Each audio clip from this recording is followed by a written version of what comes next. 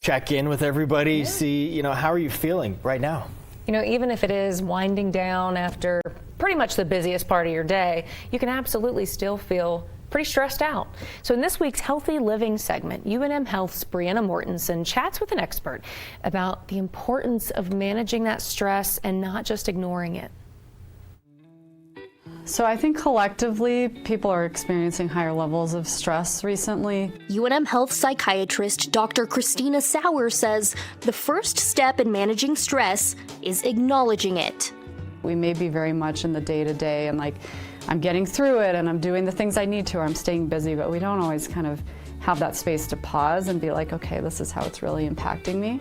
April is Stress Awareness Month, and Sauer says one of the best ways to cope with stress is working through it. One of the things with stress is that as we're experiencing it and we tend to hold it, that moving through stress is something that can be helpful for us. There's no one-size-fits-all remedy. It can look like writing in your journal or meditating, and Sauer says there's one technique you can do anywhere, any time of day. And in fact, you're doing it all the time without realizing it. Breathing. One example of a breath pattern that can help us with navigating stress is taking a deep inhale, but then an even longer exhale. So I'll just walk through a practice of inhaling for 4 and exhaling for 6.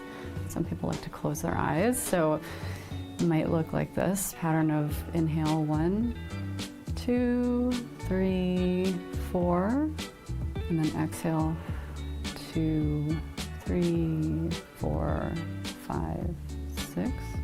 For others, physically working out stress works best. Like this group of physical therapy students from the UNM School of Medicine. Greta Kohler says she loves catching a quick game of spike ball between classes. I don't spend any time over lunch studying or doing homework or anything because I feel like it's a nice just break. We're both pretty active in general. I'd say that's probably a big thing.